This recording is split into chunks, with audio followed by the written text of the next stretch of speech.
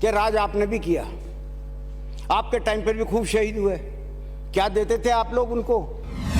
क्या देते थे? कारगिल के पैकेज वालों को आप 1 लाख रुपए देते थे, हम देते हैं 25 लाख रुपया।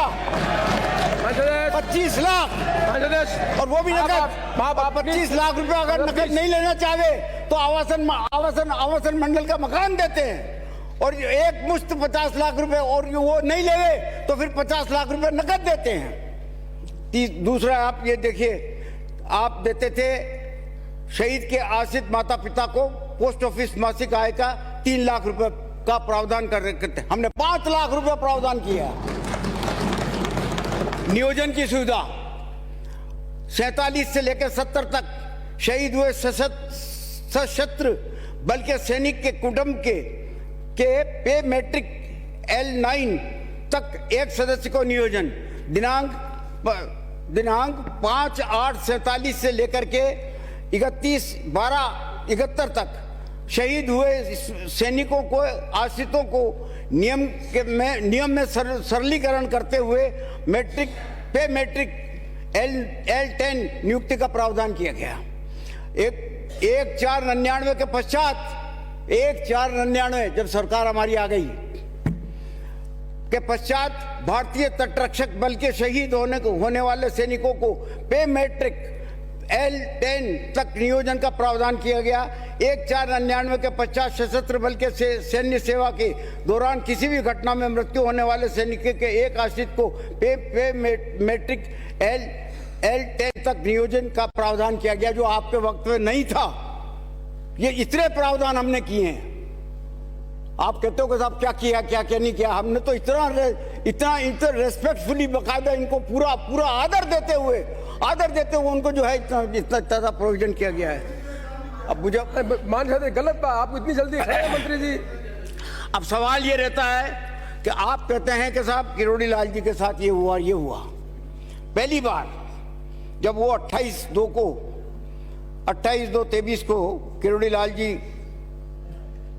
धरने पे बैठे तो कमिश्नरेट ने, पुलिस कमिश्नरेट के यहाँ पर ये स्टेट होम मिनिस्टर यादव साहब और किरोड़ी लाल जी के दोनों के बीच में वार्ता करवाई गई, और वार्ता में किरोड़ी लाल जी मान गए इस बात के लिए कि ठीक है आपको 15 दिन दिए, आप 15 दिन में जो है इसको इस मामले को किसी तरीके से सुलटाओ। लेकिन उस बात से भी फिर गए किरोड़ी लाल जी, जैसी उनकी आदत है। मान सदेश अपने अनुभव को शेयर नहीं करेंगे। फिर उसके बाद वो जो है ये सब कुछ घटना के बाद में भी जो है उनसे बराबर बातचीत होती रही। उसके बाद उन्होंने जिद करी कि मुझे सीएमओ में मिलवाओ किसी भी, अगर सीएम यहाँ नहीं है तो मुझे सीएमओ के किसी अफसर से मिलाओ। तो सेक्रेटरी सीएम से सुश्री डोगरा, सुश्री है ना, आरसी डोगरा से उनकी बातचीत करवाई। बातचीत पे वो पूरी तरह से संतुष्ट थे और उन्होंने कहा कि ठीक है अब हम ये धरना खत्म करते हैं। फिर दूसरे देखा तो फिर धरना चालू कर दिया।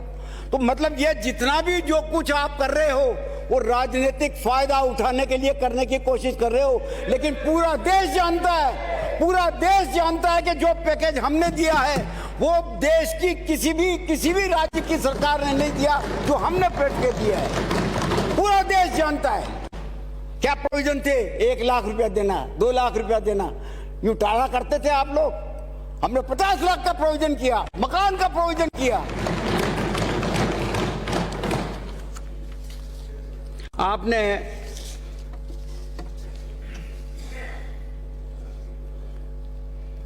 आप कहते हैं कि साहब आतंकित करने की कोशिश की। राजनीति में रुचि लेने वाला हर व्यक्ति जानता है कि किरोड़ी लाल जी जिस प्रकार का कृत्य करते हैं वो किसी आतंकित से कम नहीं होता। आप सुन नहीं सकते क्या? आप सुन नहीं सकते? आप नीचे बैठे हैं, आप सुन नहीं सकते? फिर चर्चा बंद कर दूंगा मैं। आप मंचा उसको देशद्रोही बोल दो, वो तो रिकॉर्ड होना चाहिए। आप सुन नहीं सकते? अपनी बात को रिकॉर्ड करा दे। मैं अभी चर्चा समाप्त हो गई क्या?